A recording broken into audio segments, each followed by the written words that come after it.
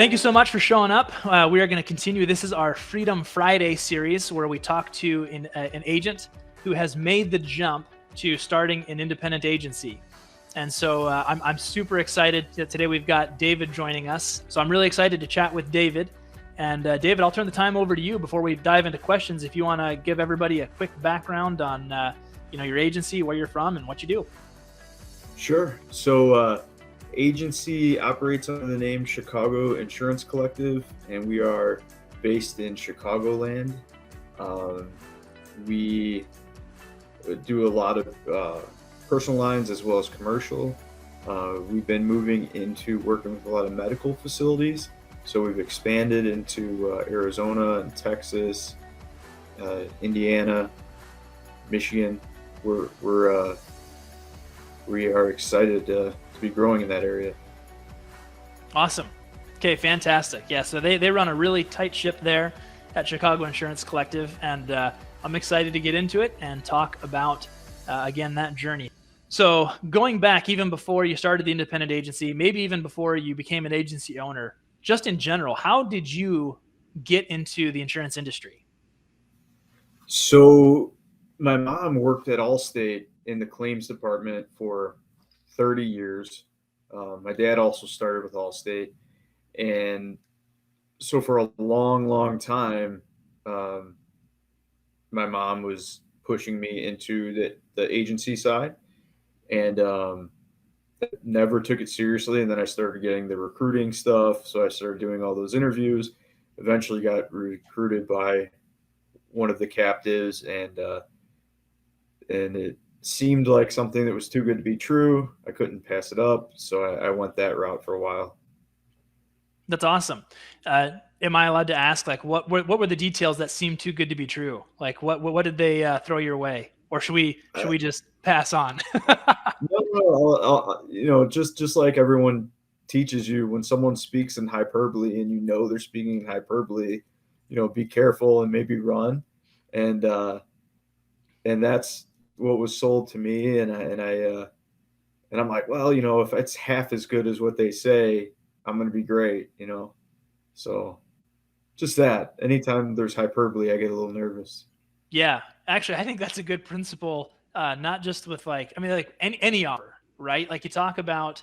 I hear about different. Obviously, I deal in the aggregator sphere, and there are some out there where it's like, man, do they promise the moon? I mean, and then they're just like pie in the sky type stuff, where it's like this seems a little fishy, but I guess you do what you got to do sometimes. And I don't want to throw mud, right? So sometimes you just operate differently, right? And I'm not a Right. fan of that. So with that being said, so you got into with a captive company. They gave you the idea of this is a really cool way to get started. How did that go? Right, like it might not have turned out to be quite as good as they had pitched, but how long were you there, and what was your experience like?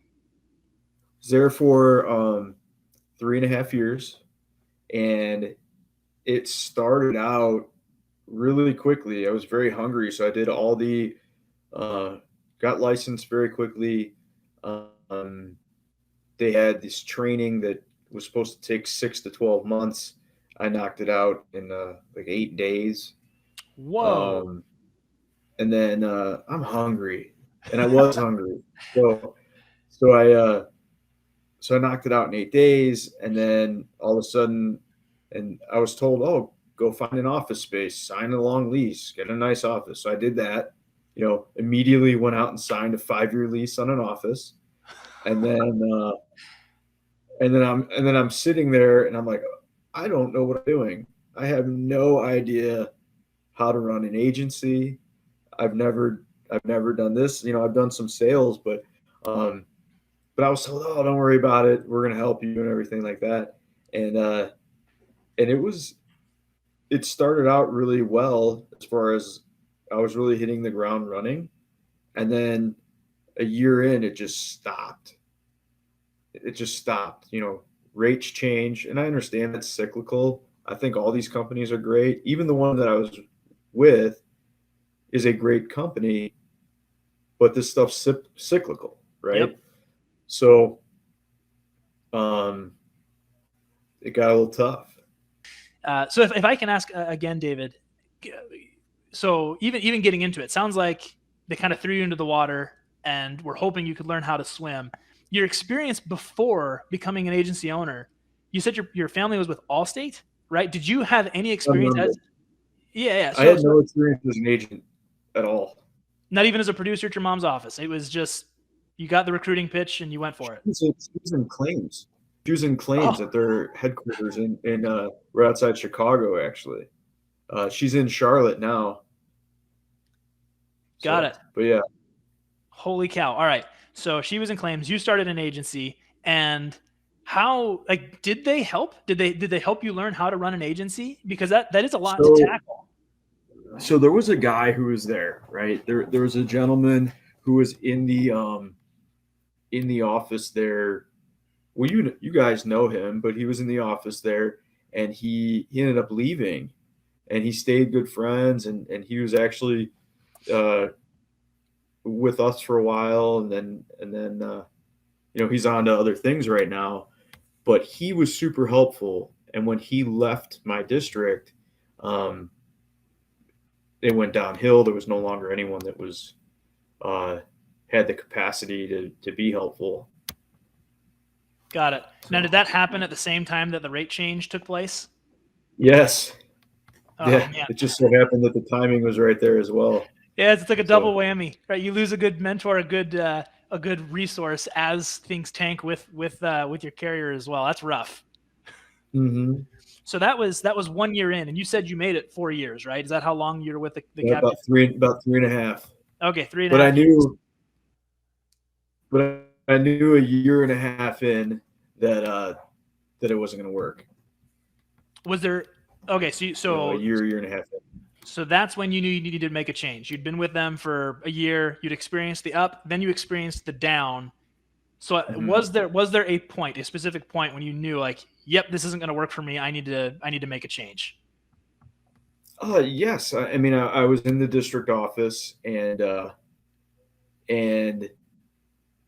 I was explaining to them what was going on, and I was looking for suggestions or help or feedback, different marketing I could do or anything that I could do that would be more, that would be beneficial to my business. And there was really no positive feedback. And actually, if we could take a step back, one part of the story that I think is really important to share is I thought that I did a really excellent job of researching what I was getting into. You know, I called captive agents from all over the country, from all the major captives. I mean, I spoke with no less than a dozen agents from all over the country. And to a person, they said to me, "You're going to be as successful as your leadership in your district." And they said, if you get in with a great district manager, you're going to be successful. And if you don't, you're not. And I'm like, oh, okay, that's good feedback.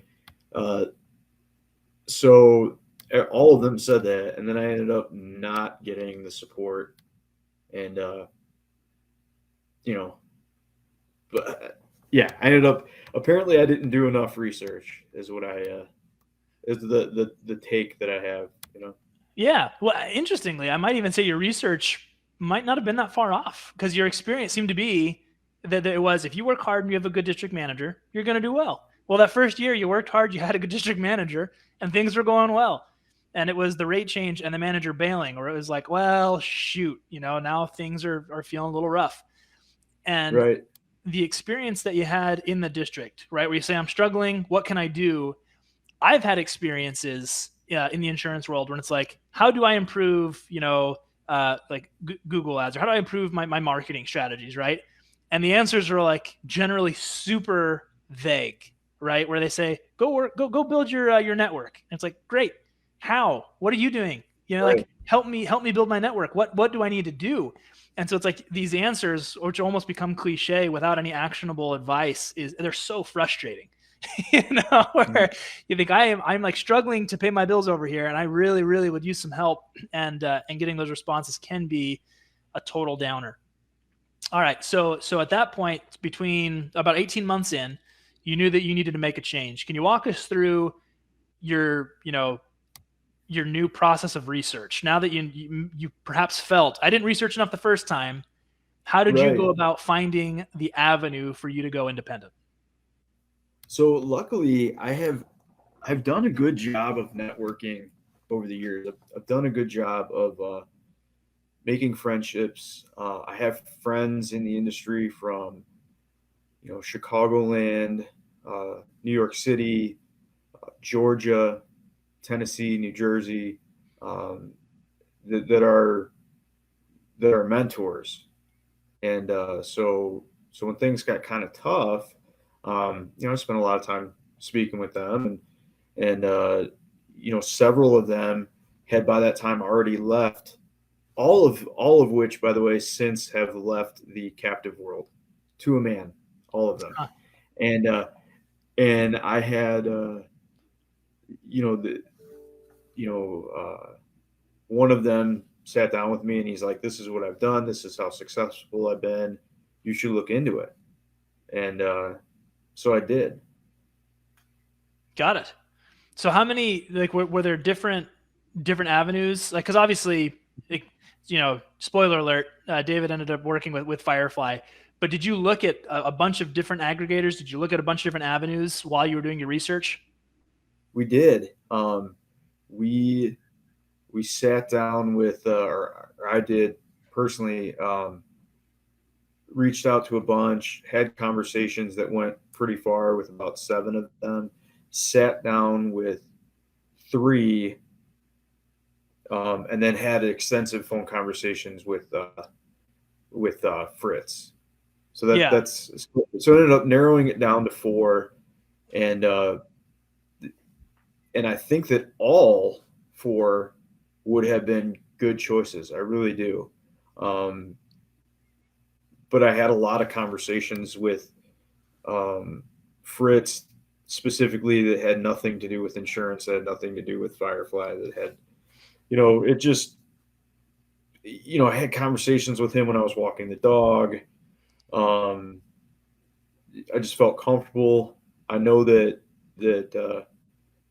I know that a lot of guys there have the exact same background that I have, exact same struggles.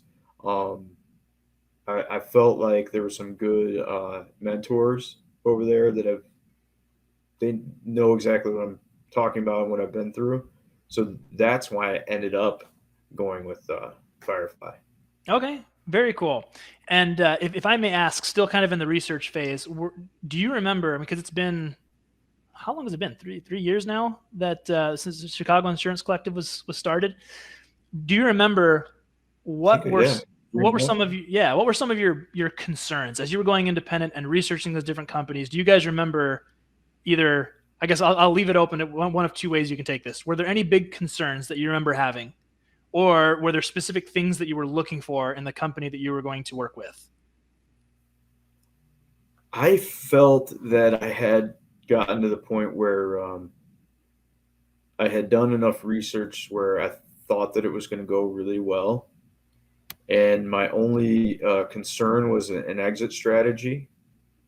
So um, that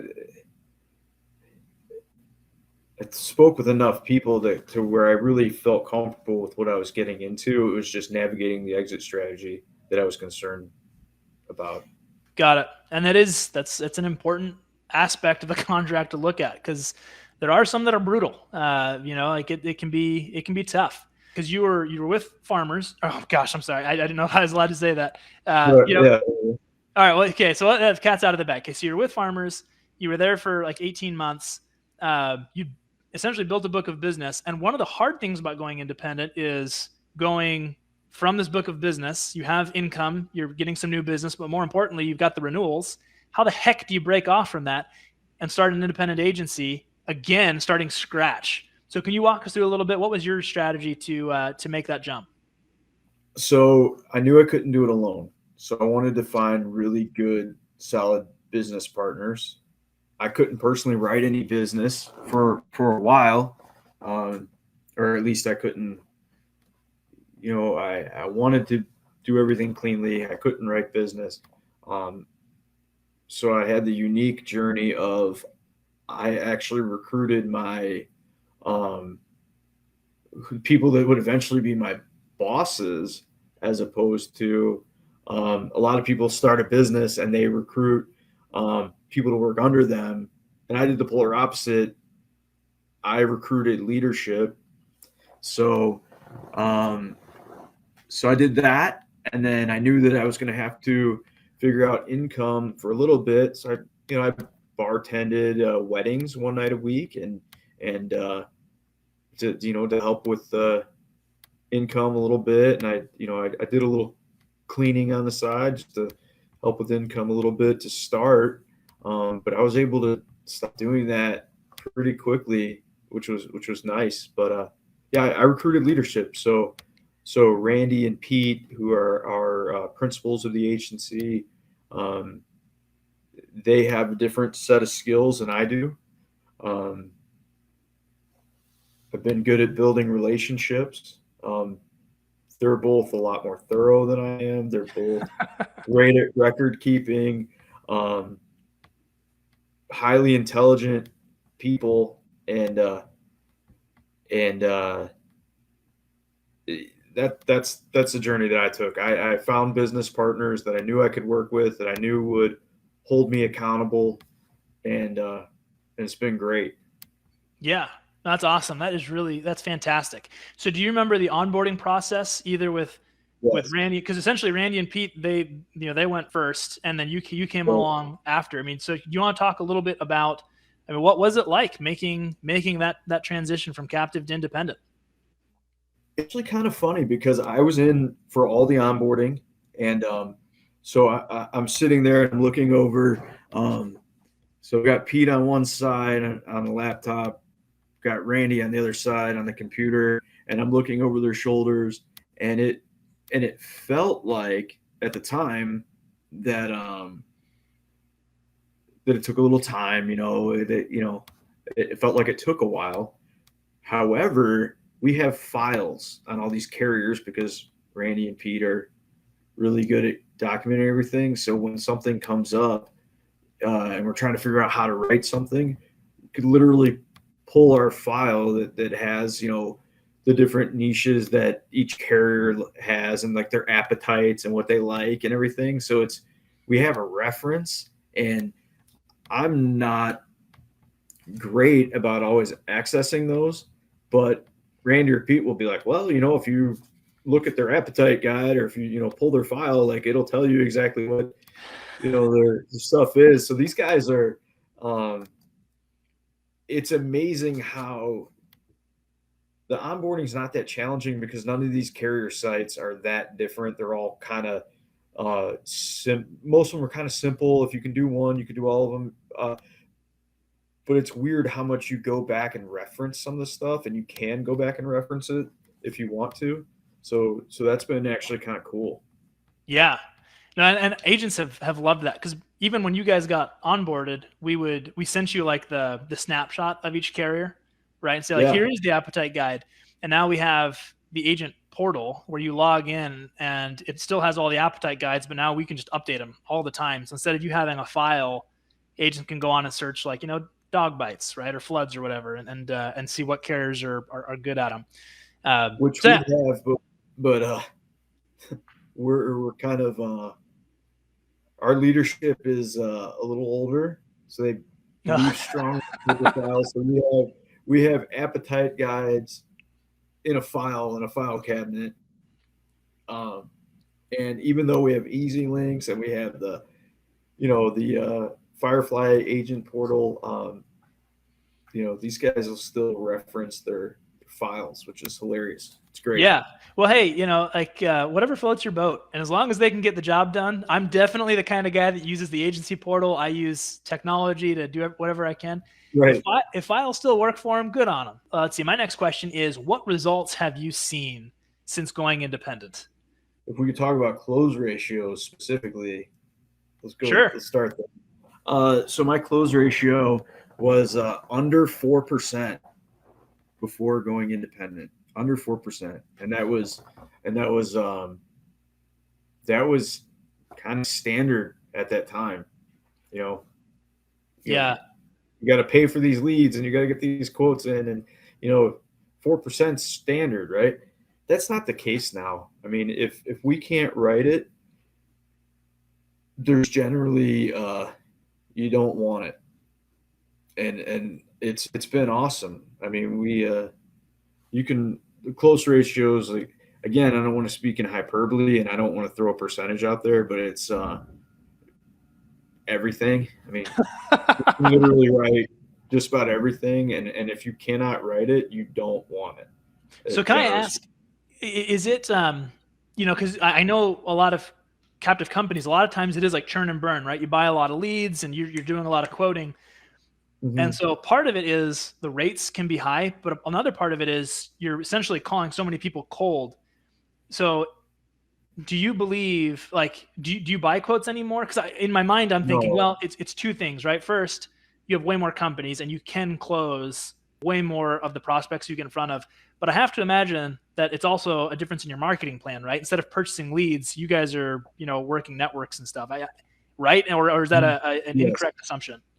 and it's really what really is helpful is that when someone becomes a uh, someone that you're working with, if you insure someone, you're not going to lose them. Except for, I live in Chicagoland, so we lose people to moving to warmer climates and Yeah. better climates.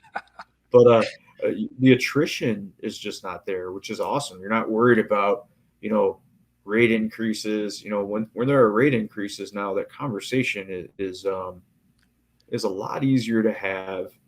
I'm not stressed out. I don't feel guilty anymore. I guess that's the biggest thing. I don't have to live with guilt anymore. I'm not apologizing to people.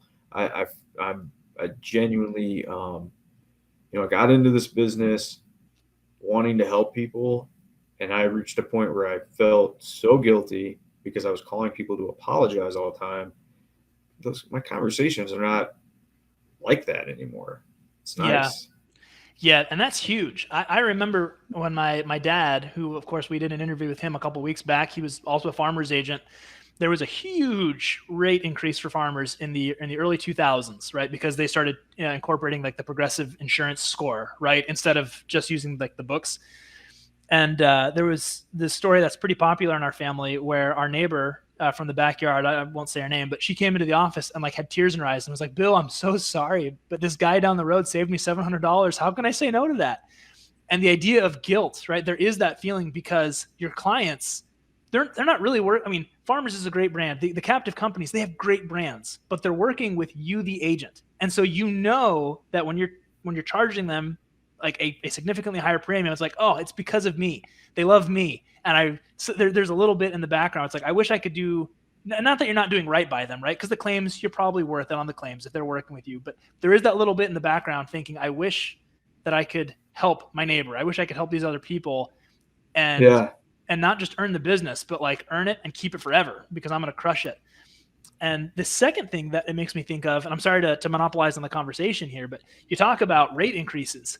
Like everybody and their neighbor is is experiencing rate hikes right now, right? We're going through the hard market. They're trying to make up for a terrible 2021. We've seen rate hikes as high as 25% with some of our carriers. It is so helpful to have multiple carriers. So instead of apologizing, and saying, hey, look, it is what it is. Everybody else is taking rate increases. So even if you leave, you're probably going to come back to me in a year or two anyway. Right now, it's like, hey, look, rates are going up. Let me shop. Let me see what I can do for you. And worst case, you stay where you are because it's still the best spot. In best case, I can find you a better rate elsewhere. Like it's right. really fun. Like with rate increases, it's actually a great time to be independent because people will shop. Mm. So, all right. So, what other results have you seen? So, we've talked about closing rate. We've talked about, I mean, like guilt, which I would say is kind of like personal, right? There's personal satisfaction Yeah. as being an independent agent. Are there any other results as far as like, have you seen premium differences, like your month over month new business, anything Yeah. like that you want? Growing every month. So that's exciting. Growing every month. Um, some of us faster than others, but everybody is growing every month. Um, Even the way I go about my business is different. Instead of just quoting as many people as I possibly can, um, we really work referrals a lot now. Um, that's the best thing for us, is just to work referrals as much as possible, and that's been great. Yeah. Well, I'd like to share another story as well, because again, with my dad and my brother were farmers agents, and they worked referrals. They worked with a lot of uh, mortgage brokers and realtors. And there was, on more than one occasion, they would send a referral. The agency gave a quote, and the referral, it was so upset at the bad rate, they would go back to our referral source and say, "Why are you referring me to this guy? You need to go talk to my guy." And we would actually straight up lose the referral source because the rates were so bad. And so being an independent, again, I'm not saying this is like exclusive to Firefly. I'm saying as an independent, it is so satisfying, like when to work with referral partners and knowing that you're going to be able to deliver. It's like I'm worth it. I'm a good agent, and I've got great products, right? A buffet of products that I can offer, and it's different. It is a different conversation you have with referral partners. And again, I'm monopolizing on that conversation, so I'll No, back to you. no, trust me. We're gonna go back and we're gonna listen to Bill's. If anyone hasn't met Bill, you need to do that, because he's got the gift of gab. He can tell stories. I mean, I'm excited to go back and hear that now. Yeah, it's right here, just on Boost. So yeah, check it out. And Yeah. he's a delight to talk with. All right, so you have actually answered this a little bit. The next question is, what marketing strategies are you guys implementing in your agency? So you've talked a little bit about referral sources. Is there anything else you'd want to add on that? Yeah, well, a couple of things. The biggest thing for us is just being super responsive with people. We send out handwritten letters to everybody. We have done we've done some golf outings, which have been good. It's kind of how we got started on this whole medical thing. Is we started working with a guy that does diagnostic testing through a golf outing that we did. And then I met a retired pathologist who's also licensed agent now, and we started really working with pathology centers and diagnostic centers and hydrobaric chamber places, and it kind of just snowballs. It's been good to be able to do one business and then be able to speak to other businesses intelligently. It's also been great. I know I'm going off the beaten path here, but the one major difference, if there's anyone who's captive on the phone, is when I was captive and I would call into underwriting, I wouldn't get the time of day, be it personal lines, commercial lines.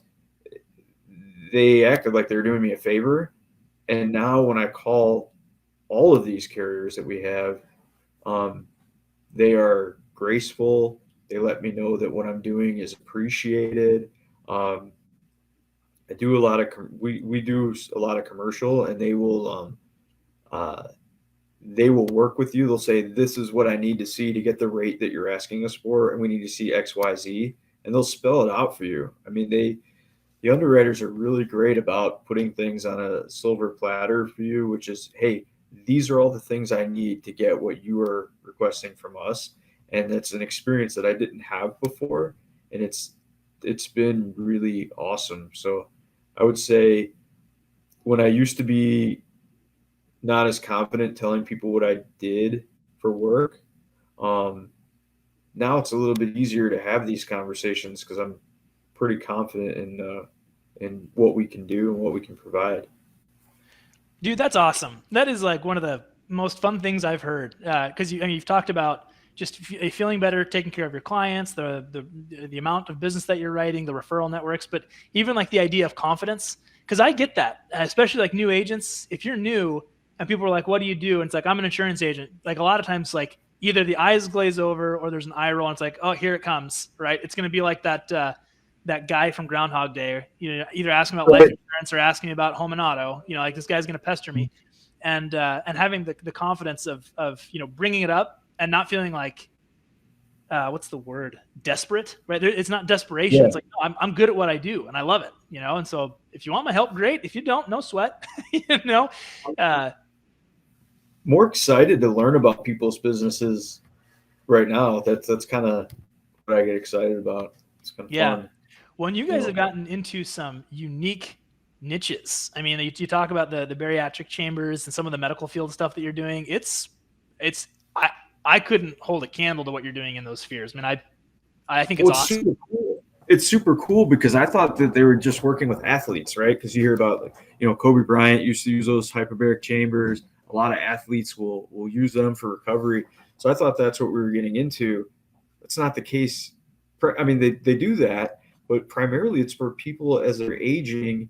Um, they'll use it to, like, help heal internal injuries, like ulcers and stuff. Yeah. So it's super cool to learn about that stuff. And then, yeah, we do all kinds of stuff. Yeah. Well, especially on commercial, you are right. Like you don't even have to feign interest when you talk to people about their businesses, and even just talking like, how do you get in front of people, and like, what is your, like, how does your business work? Like, how do you get it is really, really cool to learn that on the commercial side. Can I ask, do you know off the top of your head what percentage of your book is personal lines and what percent is commercial? Um, I I don't know. I would say maybe 40% commercial would be my guess. That's my guess. Yeah. Uh, And that's I that. guarantee, I guarantee that Pete would know, and I guarantee that the one I'd really like to know is our attrition rate, because I know that percentage is awesome. Yeah.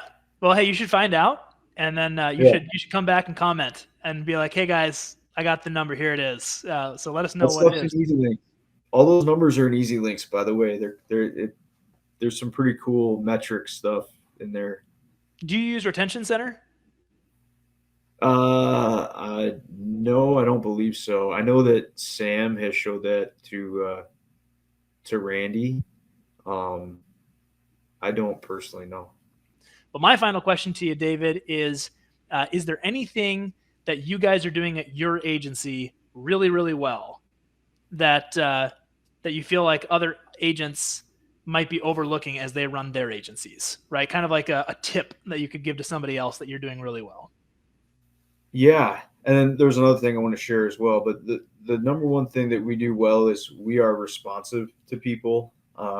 We had a and we have some interesting. Randy and Peter, interesting characters. I mean, to put it to you like that, you understand, because Bill's an interesting character as well. So we had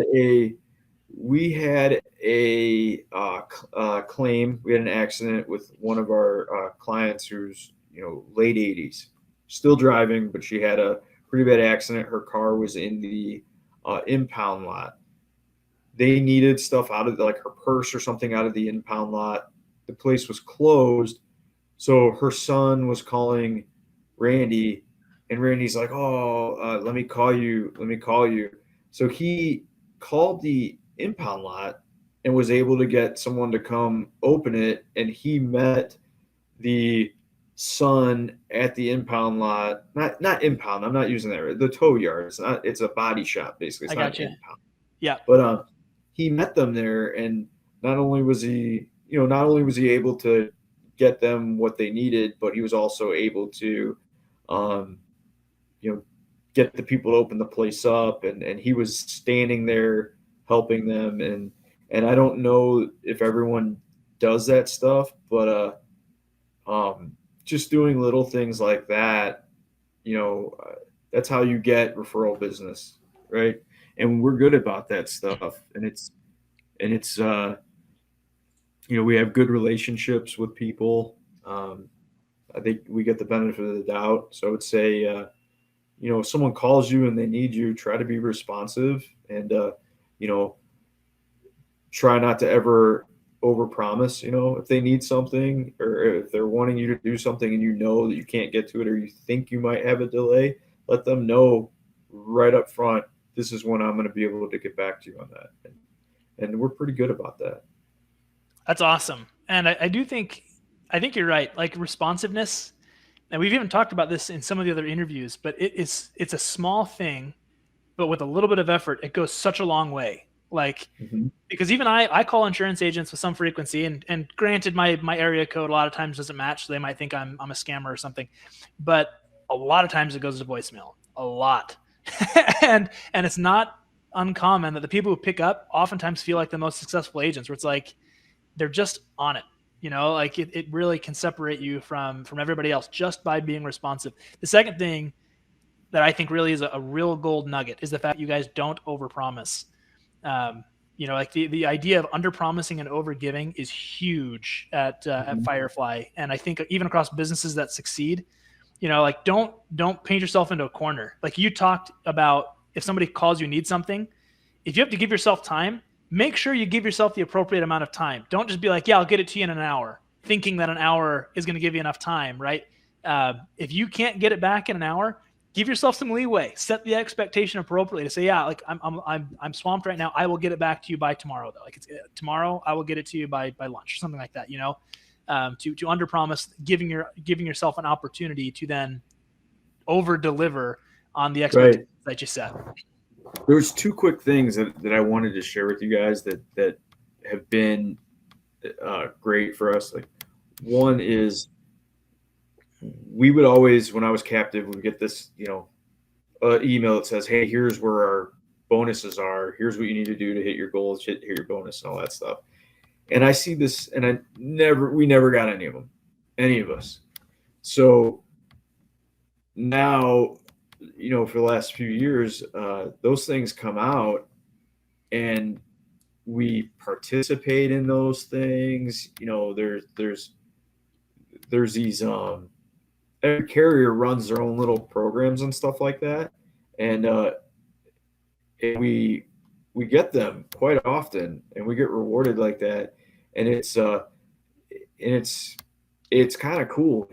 It's cool to actually like participate in these things. So that's been wonderful, and it's been motivating, and it's uh, Randy and Pete have their travelers jackets that they're so nice, and the commercial carriers will reach out to you and say thank you for working with us. It's super exciting. Like, they're so great. And then the other thing is, you and I had spoken before, and we didn't touch on that now. Like, what would you do differently if you're going through the process now? Well, when we started with Firefly, I was pretty anal, and I was like, I'm guiding this ship. This is how we're going to do this. This is how we're going to do this. And and if I could do everything, overseeing the progression that's happened over the last few years, I would, from the very beginning, allow Sam to kind of like steer the ship as far as like some of the technology stuff, Yeah. getting with the times. I'd let, and then the website too. I would have, from the very beginning, gotten the Firefly website, because it's so much nicer than what we did, and we put so much effort into ours. Same thing. I would have done a different email service. Just the overall